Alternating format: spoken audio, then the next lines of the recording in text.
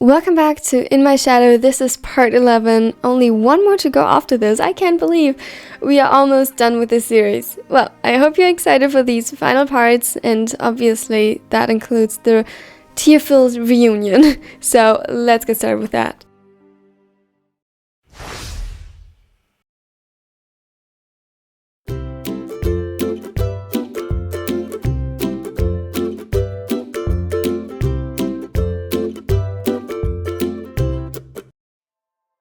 Shinsaku! Atsumu didn't hesitate. As soon as he was given the okay, he rushed out the door, his panic only subsiding once he saw them unharmed before him. His eyes scanned them for any slices or cuts, any hints they might have made contact with a blade as he did. Kira's eyes widened as he saw him, and only when Atsumu was close to crashing into him did he notice that he was crying. His heart broke. Kira almost never cried. What had happened? Immediately he cupped his cheeks and wiped the tears away gently. Kira's mouth opened and closed as though he wanted to say something but couldn't. New worry spread within Atsumu as he couldn't quite place what was wrong with him.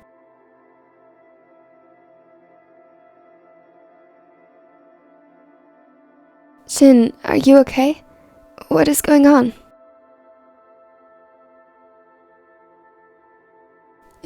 You. His words were choked by tears, making Atsumu's heart break even further. He had never seen the usually so well-maintained mask and put together Kira so vulnerable. It was as if for the first time his heart was raw out in the open, threatening to fall apart. I'm here. I'm right here. Please, tell me how I can. Atsumu. Sakusa's voice was utterly too thin, almost null and void in the night. Beside him, Aaron had frozen completely. The tears adoring his face never stopped. They all looked at him like they had seen a ghost, and Atsumu's heart clenched as he understood. Haru's plan, aside from his escape, had been successful. They all believed. He jumped. Atsumu gulped. He didn't know what to do or how to make them believe that he wasn't a phantom of their imagination when Atsumu already moved. Turns out, he didn't have to do anything. You idiot. You goddamn idiot. Never do that again, dumbass. He pulled Atsumu into his arms and sobbed against his shoulder. Atsumu was always the composed one of them, but now he fell apart in his arms, and Atsumu only scarcely managed to hold his brother up. With everything that happened, this was the part he didn't even think about. Just the thought of believing Atsumu was dead for even a second brought him on the edge of collapse. I'm sorry. I was so worried when you weren't here. He looked over Asumu's shoulder at the others, who still stared at him in disbelief in varying stages of breakdown. He wanted to hold them all close and promise to the heavens and earth that it would be alright, and he wanted to be held by them and promised the same. But there was one more thing. Samu, listen. The silver-haired shook his head and pulled him closer, refusing to let go. Atsumu believed he said something, but it was too incoherent and muffled by his shirt to understand. Samu, please. It's about Rin. Rin? What about him? Where is he? Did he find you? Komori fought himself past his cousin and stared at him with an intensity he didn't expect from the upbeat Libera. Yes, he found me. He saved me. He gulped when he thought back on it, fighting his own tears and forcing his voice to remain even. He got hurt in the process, but as far as I know, he's stable now. Nothing too bad. You should go to the hospital.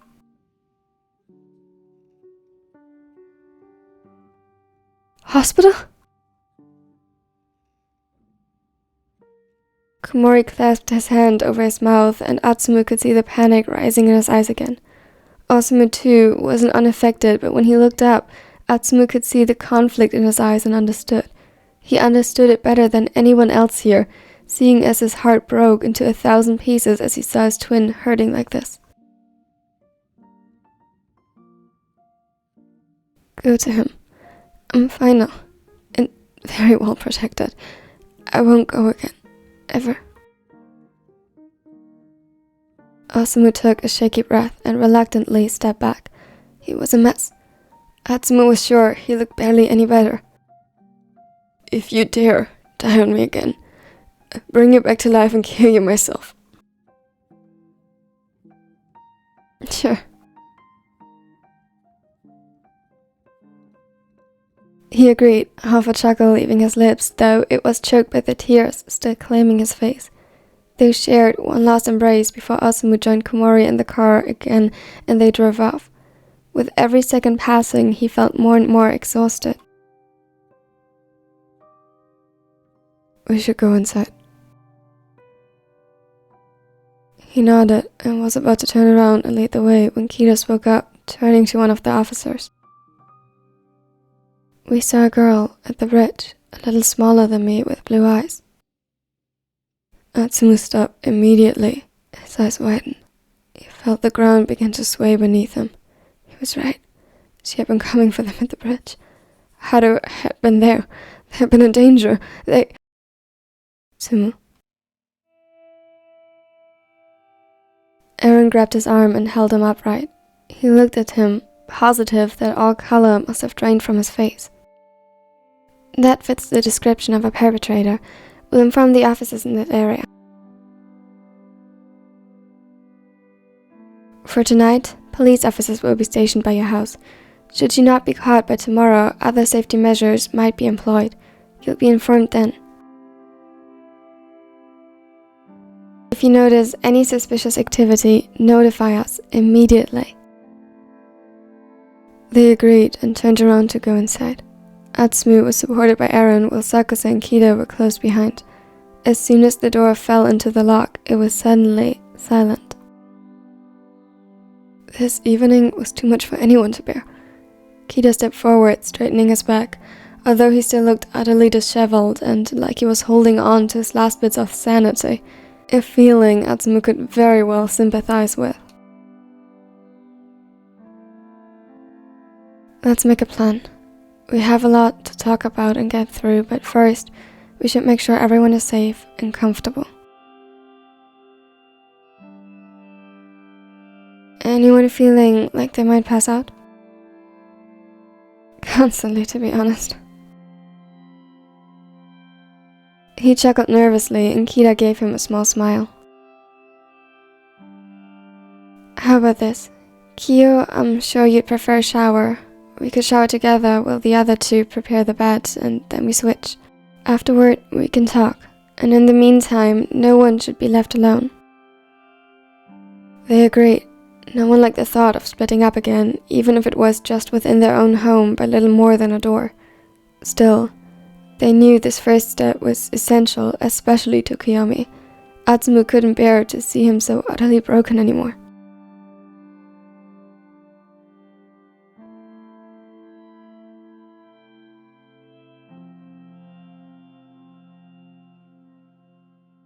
He was so quiet, too, and looked like he was about to vomit, which, judging by how quickly he rushed to the bathroom mere minutes later, he did. When he and Kida returned, he looked a little better. At least, he wasn't as pale as the sheets anymore, and the shower seemed to have helped. Atsumu wished nothing more than to pull him into his arms and comfort him, but he didn't want to destroy the comfort he gained by being clean, so he followed Eren to shower next. He had to be careful with the wounds, but the other helped him, to which he was immensely grateful. By the time they were all reassembled in the bedroom, some life had returned to Sakura, and he immediately pulled him onto the bed to inspect his wounds. What do you say? Will the scar look cool? He grinned slightly, and it earned him a smack on his shoulder. He could tell how worried Sakura still was by the light, almost non-existent impact. I'm okay now, love. I'll be fine as long as you don't leave me. Sakusa's eyes widened a fraction and he pulled Atsumu to his chest as he leaned back. Never. For a moment, it was just that. They lay cuddled up together on the bed. Sakusa had rested his chin on Atsumu's hair. Kida held his left hand tightly in his, and Eren had an arm around him and Sakusa. The position was a bit awkward, but he knew that after thinking he was dead, the best Atsumu could do for them was to simply be alive and close. He didn't mind. In fact, he craved the security their closeness brought. He couldn't imagine life without any of them.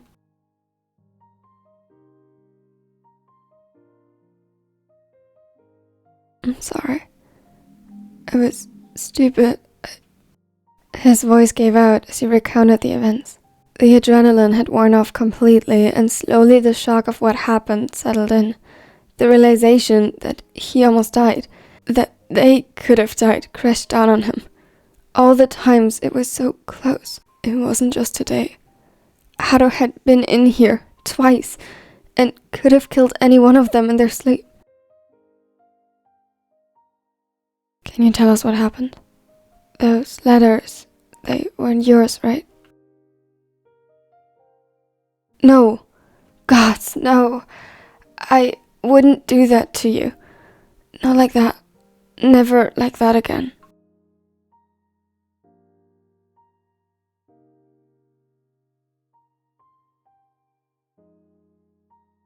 Sakusa's arms around him tightened.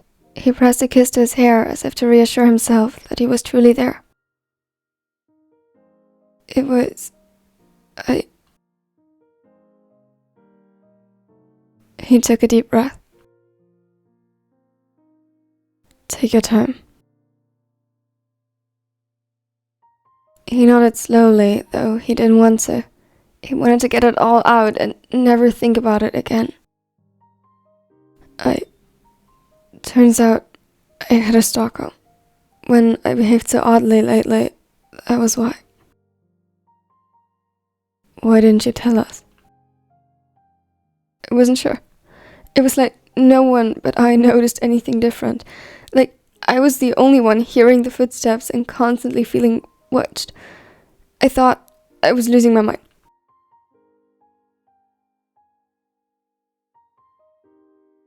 When I slept in the guest bedroom, there was a knocking on the window, despite it being so high up. Of course I thought it was my mind playing tricks on me. But it wasn't. It was that girl, wasn't it? Atsumu flinched, but nodded. The night you screamed. That was her too. She was here.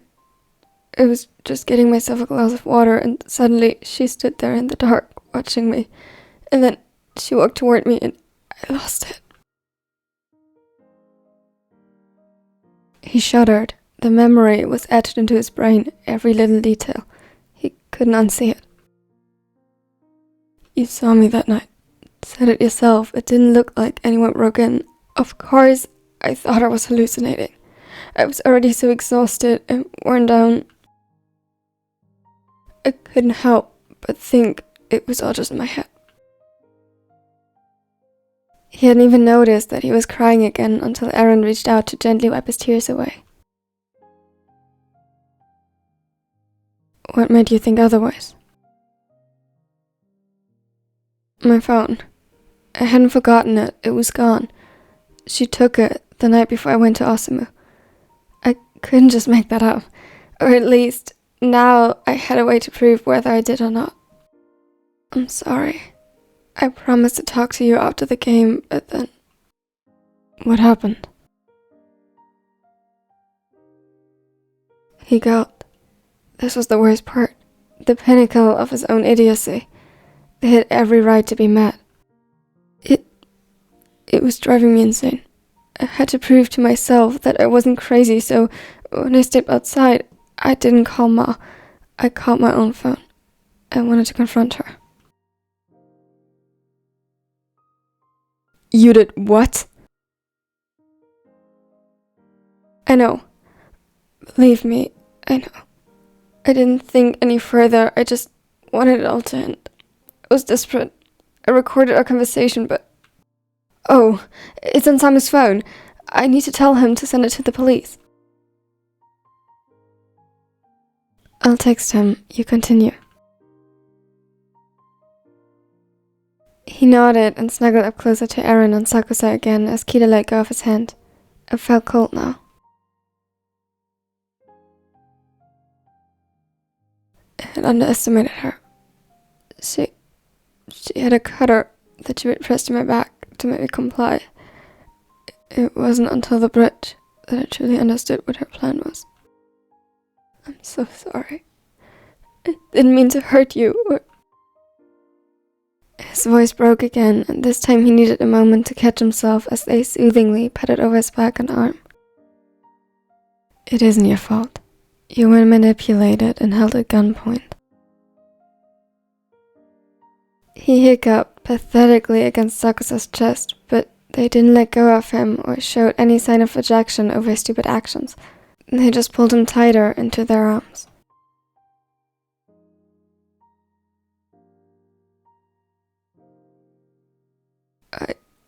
I thought if I left the phone there, like she wanted me to, then someone would find the recording and know that I'm not dead. Someone would rescue me eventually. It just had to hold out and endure.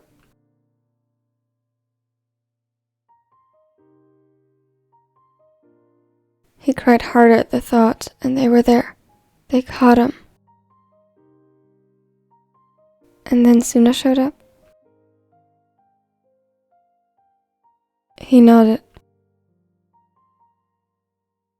He must have tracked Samu's phone.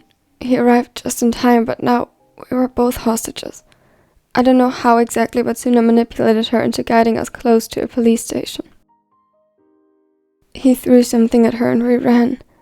He got stabbed protecting me and I was hit in the face when she threw the cutter, but we made it to the station. They brought us to the hospital, but seeing as my wounds weren't as severe, I was released. I wanted to come home. I worried she'd come after you. But then you weren't here and I saw the letters and I... Shh, it's okay. We're all together again. And safe. It's okay. He pulled Eren closer in a desperate attempt to chase after the feeling of safety. I'm sorry. We got you. You are safe. Atsumu turned the recording over to the police. Suna's fine. He's still asleep, but everything indicates that there won't be any further complications. Relief washed over him, and having told the story, he suddenly felt extremely tired.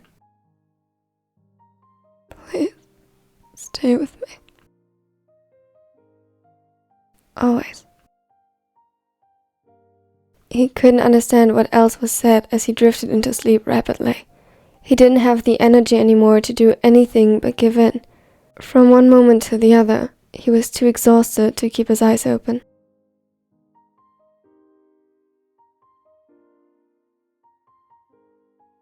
I hope you liked it, and if you did, don't forget to leave a like and subscribe so you won't miss out on any future parts, and you would help me out a ton.